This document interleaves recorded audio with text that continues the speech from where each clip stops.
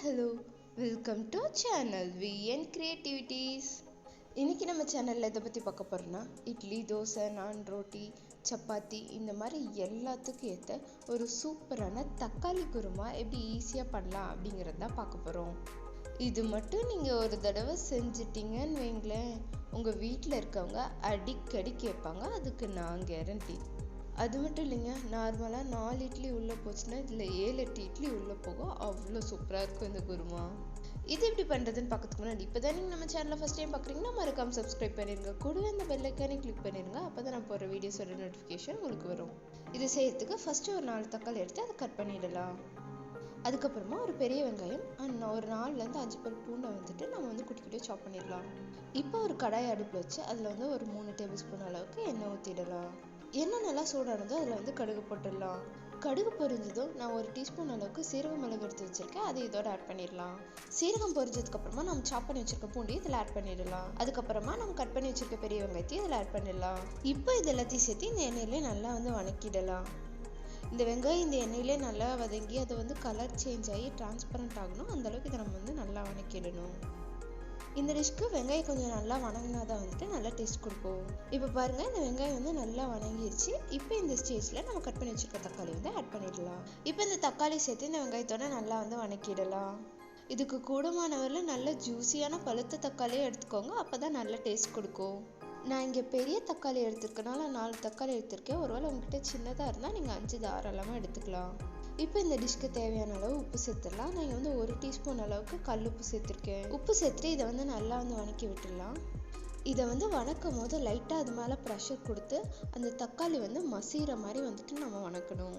இது ஒரு அரை நிமிஷம் வணக்கினதுக்கு அப்புறமா நான் இங்கே 1/4 டீஸ்பூன் அளவுக்கு மஞ்சள் தூள் ஆட் பண்ணுறேன். இது கூடவே அரை டீஸ்பூன் அளவுக்கு Kashmiri red chilli powder and 1 teaspoon அளவுக்கு கரம் மசாலா ஆட் பண்ணுறேன். இப்போ இதெல்லாத்தையும் சேர்த்து நல்லா வணக்கிடலாம். நான் இங்கே கலருக்காக Kashmiri red chilli powder use பண்ணுறேன். ஒருவேளை உங்ககிட்ட அது இல்லைன்னா நார்மல் சில்லி பவுடர் கூட யூஸ் பண்ணலாம். ஆனால் அளவு மட்டும் அரை டீஸ்பூன் யூஸ் பண்ணுங்கள், ஏன்னா அது ரொம்ப காரமாக இருக்கும். அண்ட் இதை வணக்கும் போது நல்லா இந்த மாதிரி குத்தி குத்தி வணக்குங்க. இதுக்கு தக்காளி நல்லா மேஷ் ஆகிருக்கணும், அப்போ தான் நல்லா இருக்கும். உங்களால் எந்த அளவுக்கு நல்லா குத்தி மேஷ் பண்ண முடியுமோ அந்த அளவுக்கு நல்லா இந்த மாதிரி வச்சு நல்லா மசிச்சு விட்டுருங்க. இது ஒரு 2 நிமிஷம் நல்லா மசிச்சு விட்டுருங்க. அண்ட் இந்த ஸ்டேஜில் அடுப்பை லோ ஃப்ளேமில் வச்சுருங்க, அப்போ தான் அடி பிடிக்காமல் இருக்கும். இது நல்லா மசிச்சு விட்டதுக்கு அப்புறமா நான் இங்கே 1 டம்ளர் அளவுக்கு தண்ணி இதில் ஊற்றிடுறேன்.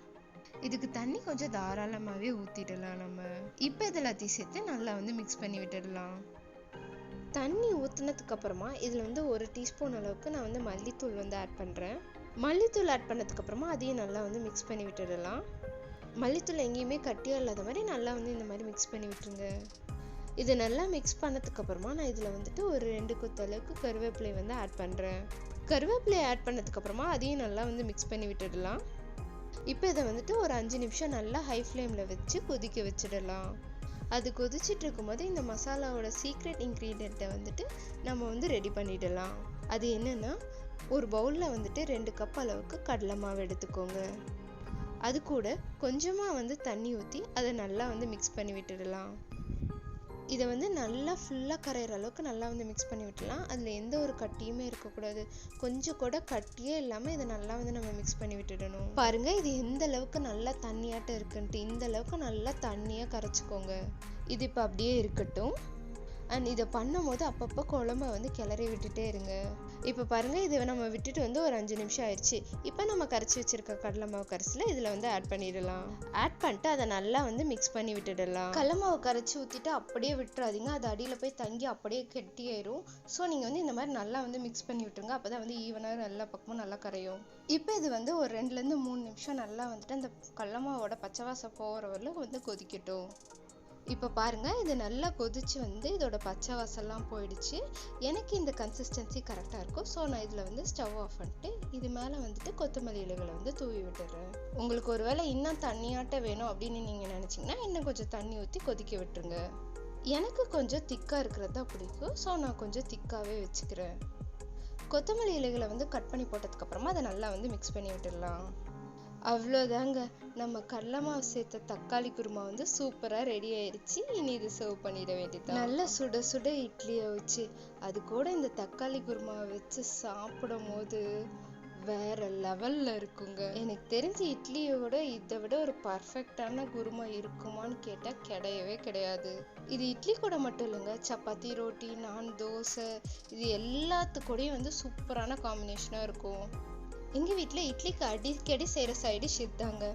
இட்லி பிடிக்காதவங்க கூட இந்த தக்காளி குருமால சாப்பிடும் போது வந்து சேர்த்து சாப்பிடுவாங்க. அதுக்கு நானே வந்து ஒரு பெஸ்ட் எக்ஸாம்பிள். எனக்கு அந்த அளவுக்கு இட்லி பிடிக்காது, இந்த மாதிரி தக்காளி குருமா வச்சு கொடுத்தாங்கன்னா நான் நல்லாவே சாப்பிடுவேன். என்ன மாதிரி யாரெல்லாம் இருக்கீங்க அப்படின்றத எனக்கு கமெண்ட்ல சொல்லுங்க. இந்த வீடியோவை இட்லி பிடிக்காதவங்க ஃப்ரெண்டுக்கு ஷேர் பண்ணி விடுங்க. நீங்களும் இது செஞ்சு பார்த்து எப்படி இருந்தது அப்படின்றத எனக்கு கமெண்ட்ல சொல்லுங்க. இந்த வீடியோ பிடிச்சதுன்னா லைக் பண்ணுங்க, ஷேர் பண்ணுங்க, கமெண்ட் பண்ணுங்க, மறக்காம சப்ஸ்கிரைப் பண்ணிருங்க. தேங்க்யூ ஃபார் வாட்சிங். Bye bye.